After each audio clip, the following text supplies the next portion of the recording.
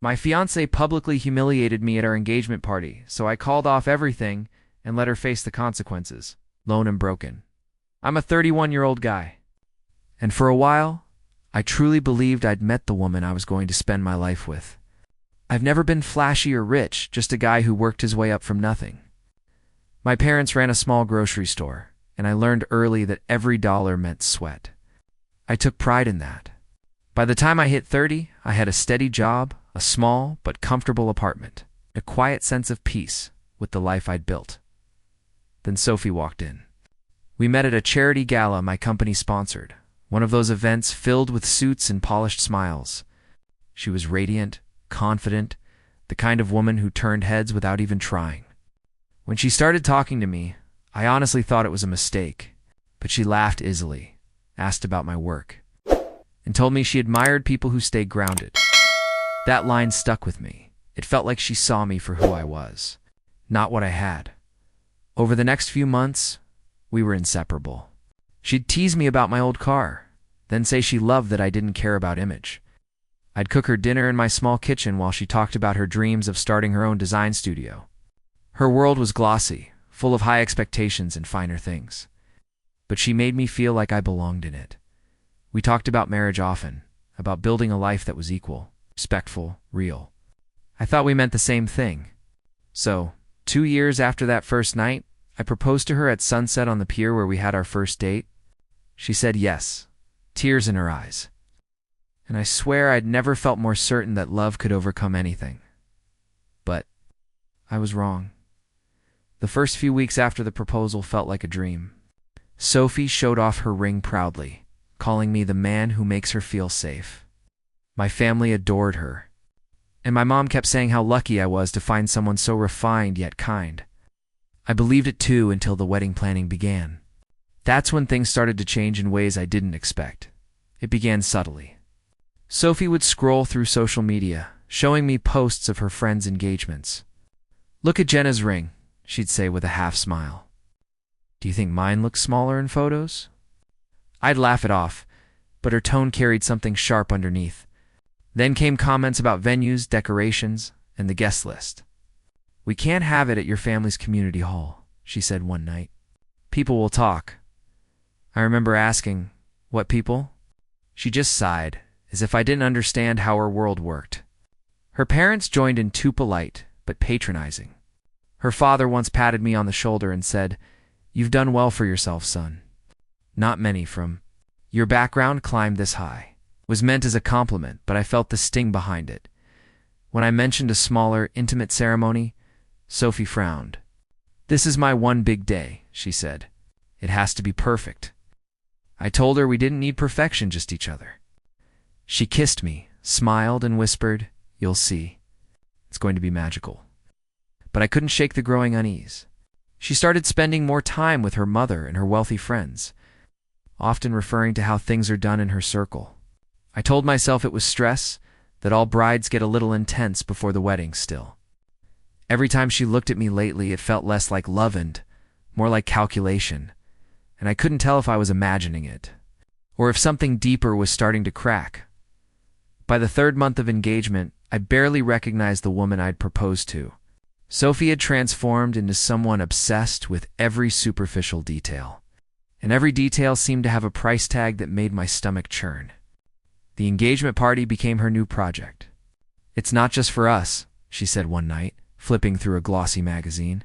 "It's for our families to celebrate together. It has to look right." When I reminded her we'd agreed to keep things modest, she waved me off. "You only get one engagement, babe. Don't you want to make it memorable?" Her tone was sugar-sweet, but her eyes were sharp. I could feel her testing me, pushing to see how far I'd go to keep her happy. The next week, she handed me a breakdown of costs. My half was double what we'd originally planned. I stared at the numbers and asked quietly, "Do we really need a champagne fountain?" She sighed, annoyed. "You don't understand appearances, do you?" Her parents backed her up. Over dinner, her mother smiled tightly and said, "You'll learn soon enough that presentation matters." "Dear," her father added, "if you're marrying into this family, you can't be afraid of a little investment." That word investment stuck with me. It made the entire thing sound like a business deal. not a celebration of love. I felt my pride wrestle with my affection. I didn't want to disappoint Sophie. Didn't want to look like the insecure fiancé who couldn't provide. So, I agreed. I told her I'd handle the extra expenses, though it meant dipping into the savings I'd built over years of sacrifice. She lit up, kissed my cheek, and said, "That's my man." But as she turned away, I caught something in her smile, something hollow, rehearsed. And in that moment I realized she wasn't excited about us.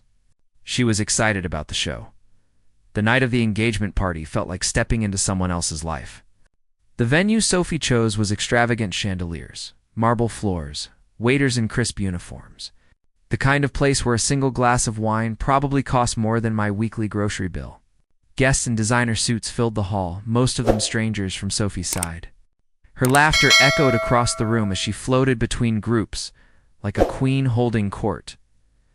Meanwhile, my parents stood near the back, awkwardly clutching glasses of water. My mom wore her best dress, the one she saved for weddings. But I could tell she felt out of place. My dad gave me a quiet nod that said, "You did good, son." I tried to believe it. I told myself the discomfort was temporary, that soon we'd all relax and celebrate together. Sophie barely noticed me. Every time I tried to take her hand or share a quiet moment, she was pulled away by another important guest. I watched her pose for photos, her hand delicately resting on my shoulder like I was a prop. My friends from work tried to joke about it, but even they could see I was shrinking into the background. When the band began to play, the room dimmed slightly, and Sophie took the stage. The spotlight hit her perfectly, like the world existed just for her. She raised a glass, her diamond ring catching the light, and said she wanted to make a special toast. I smiled, expecting something heartfelt, maybe a story about how we met or how she loved my simplicity. The crowd hushed, every eye on her. She looked straight at me, that perfect poised smile on her face. Then she opened her mouth, and with her very first words, I felt the ground beneath me start to shift. Sophie's voice rang through the speakers, smooth and confident. First of all, she began, smiling at the crowd. "Thank you all for coming to celebrate our engagement. It means the world to us." I relaxed a little until she added, "And thank you for accepting that I'm marrying a man who still thinks sparkling water is just spicy tap water." Laughter rippled through the room. At first I thought it was a harmless joke, but she kept going. "He's so adorably clueless," she said, glancing at me. "He still drives that little old Honda, bless his heart, and once asked the waiter what a charcuterie board was." The laughter grew louder, sharper. I felt heat crawl up my neck. She didn't stop. Every line cut deeper. "But hey," she said, pretending to sound affectionate, "he may not have class, but he's loyal. And in this economy, that's something." The room erupted. Her friends doubled over laughing. Even her father chuckled behind his glass. My parents stood frozen, my mother gripping her clutch like she wanted to disappear. I could hear my heartbeat in my ears. My throat went dry. I tried to smile, tried to play along, but the humiliation burned. Every look from the crowd reminded me that I was the joke, the poor guy she'd elevated. When she finally ended her speech with, "Let's raise a glass to love, even when it comes from humble beginnings," the laughter was deafening. Something inside me broke. I stood up slowly, ignoring the whispers and camera flashes. Sophie's smile faltered as she saw my face. "Babe, it's just a joke," she called after me, still holding her glass. I didn't answer. I walked past her, past the crowd, past my stunned parents, and out the door. Outside, the night air hit like ice. The music from inside still echoed faintly, cruel reminder that the party went on without me. And that's when I knew the woman I loved had turned me into her punchline. I didn't sleep that night. I just sat in my car outside my apartment, headlights off, staring at nothing. My phone buzzed, non-stop calls from Sophie, her parents, even mutual friends, trying to smooth things over. I couldn't bring myself to answer. Every time I closed my eyes, I heard her laughter again. The way she said humble beginnings, like it was something dirty around midnight. Text came through. "You're overreacting. It was just a joke. Everyone laughed because they love us." I almost laughed at that. Us. There was no us in that moment, just her. Basking in the glow of a spotlight built on my humiliation. By morning, my parents showed up at my door. My mother's eyes were red, and my father looked angrier than I'd ever seen him. "You don't owe her anything," he said, voice steady but tight. "You showed those people respect," and she spat on it. I nodded, but I still couldn't find words. Then Sophie called again. This time I picked up. Her voice was calm, almost rehearsed. "You embarrassed me by storming out," she said. "Everyone was asking where you went. Made me look bad." "I made you look bad?" I asked quietly. She hesitated, then softened her tone. "Look, I got carried away. It wasn't that deep. Can we just move past it?" That was the moment something in me snapped. The woman I'd defended, trusted, and loved more than anyone couldn't even admit she went too far. I told her I needed space, that I wasn't sure I could forgive this. She sighed. "Fine. But don't do anything stupid, okay? We still have a wedding to plan." I hung up without answering. That's when it hit me. She didn't see what she did as betrayal. She saw it as normal. And I realized maybe it had been building all along, and I just refused to see it. For the next few days, I went completely silent. No calls, no texts, no explanations. I needed time to breathe, to think without the noise of her excuses. Sophie kept posting photos from the engagement night, tagging me in every one, pretending everything was perfect. The captions made me sick, so grateful for my amazing fiancé. A night to remember forever. Meanwhile, I was replaying every conversation we'd ever had, realizing how many small red flags I'd brushed off. The subtle digs about my car. The way she'd cringe when I tipped generously at diners. How she once told me, "You're too nice. It makes you look naive." I used to take those comments as teasing. Now they felt like clues I'd ignored.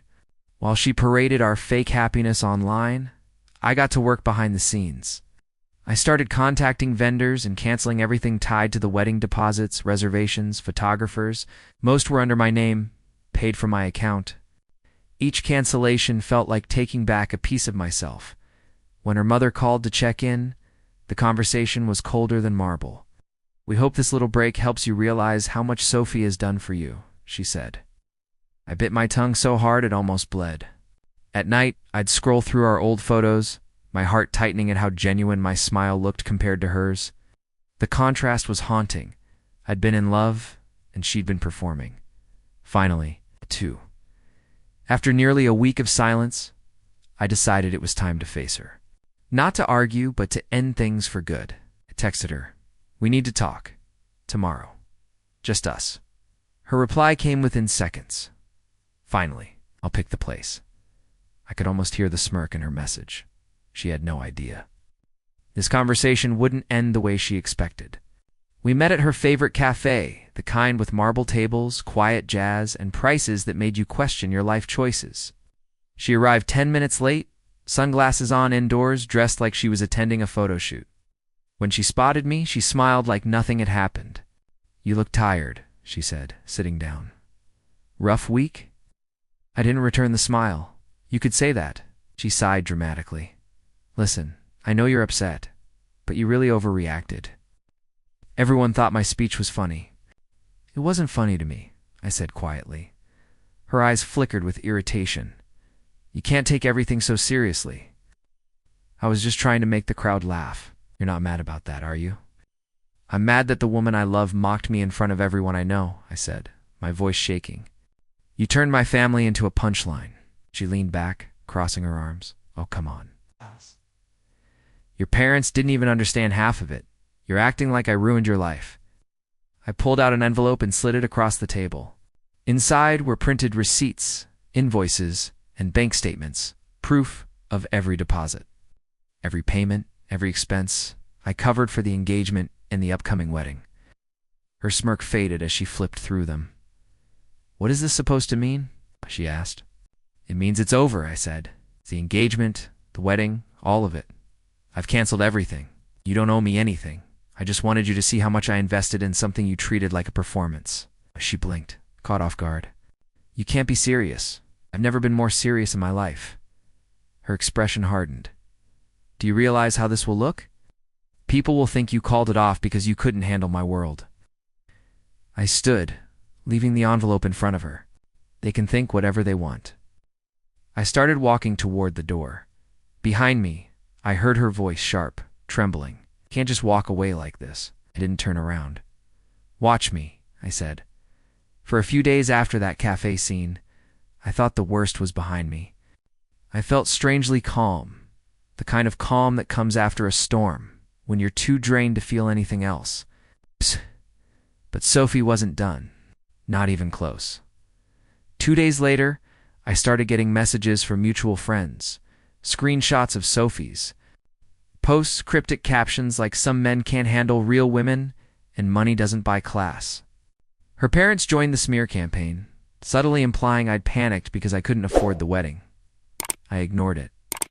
I figured the truth didn't need defending. Then everything changed. My best friend Ethan, who had filmed part of the engagement toast, called me one night. "You need to see this," he said.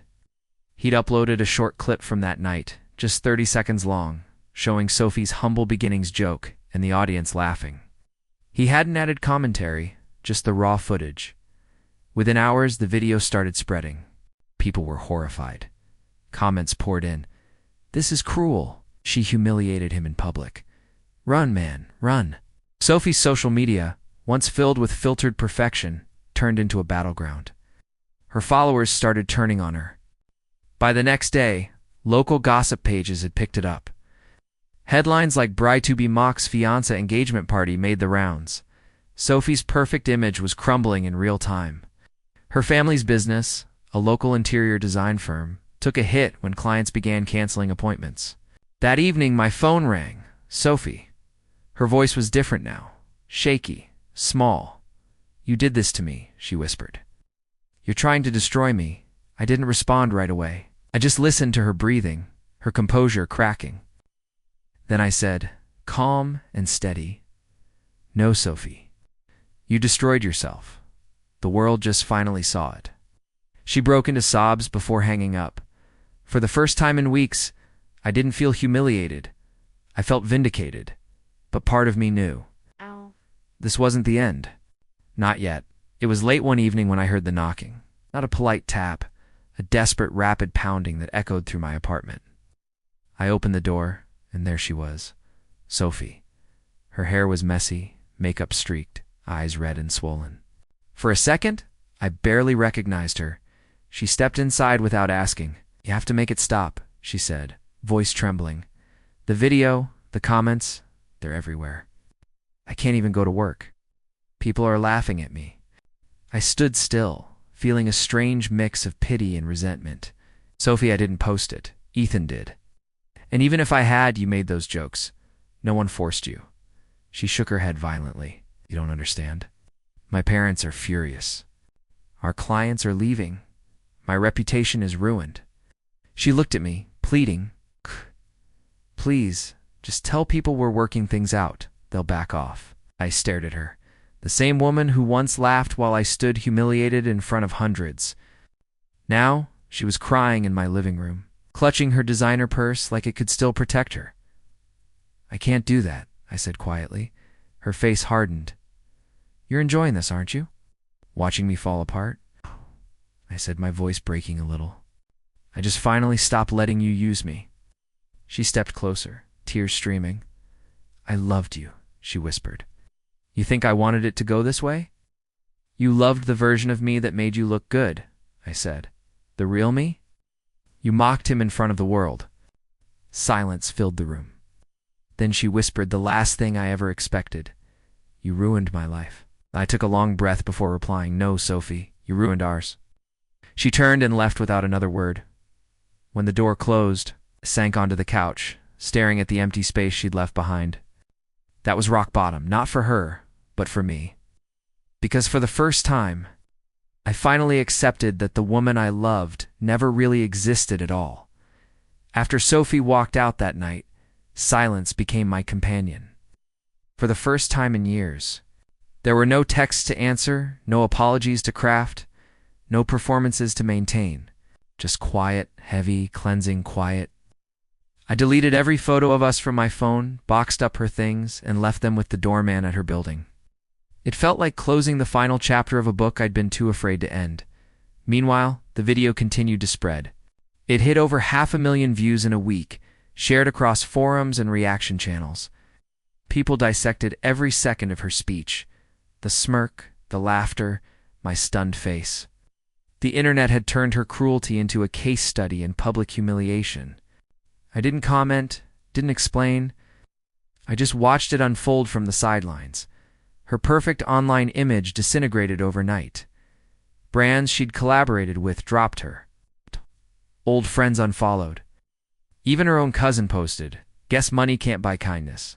Each post was a reminder that sometimes justice doesn't come from revenge, it comes from truth. I poured my energy into rebuilding. I threw myself into work, started running again, even took a solo trip to clear my head. My coworkers, once hesitant to bring up the engagement, started treating me differently with respect. Some of them admitted they'd seen the video too. One said quietly, "You handled it with more dignity than most would." A few weeks later, I got a message from someone unexpected, one of Sophie's closest friends. She thanked me for standing up for myself and told me something that twisted my gut. Sophie had been planning to merge finances after marriage and push me to buying a luxury condo under her name. That's when it hit me. She hadn't just humiliated me for fun. It was all about control, and by walking away, I'd taken the one thing she valued most, power. That realization didn't make me angry. It made me free. Months passed before I realized how far I'd come. The pain had faded into something quieter, like a scar that still tugs when you stretch but no longer bleeds. Life moved on, and so did I. I'd moved to a new apartment. Focused on work, even reconnected with old friends I'd lost touch with while I was buried in that relationship. My world, once small and shaped by Sophie's approval, finally belonged to me again. One afternoon, I walked past the same restaurant where our engagement party had been held. The sign out front was different now, new owners, new name, but I still felt the echo of that night. I stood there for a moment, remembering the laughter, the sting of shame, and the look on her face when she realized I wasn't coming back. Only this time I didn't feel anger, just closure. A few days later, I got one last message from her. It was short. "I'm sorry. I really did love you, in my own way." I read it once, then again, searching for sincerity. Maybe there was some, but it didn't matter anymore. I deleted it without replying. Some words don't deserve an audience. In the weeks that followed, I started writing again something I'd given up years ago. Putting my thoughts on paper helped me make sense of everything. The pain, the pride, the lessons. I realized that what happened wasn't just humiliation, it was transformation. Sophie had taken my self-worth and crushed it, but in doing so, she forced me to rebuild it stronger. Sometimes revenge isn't loud. It isn't about ruining someone or watching them suffer. Sometimes it's just living better, quieter, freer while they're still trapped in the image they created. Standing outside that restaurant, I whispered to myself, "Thank you, Sophie." Not because I forgave her, but because she taught me the most valuable lesson I'll ever learn. You can't destroy a man who finally knows his own worth.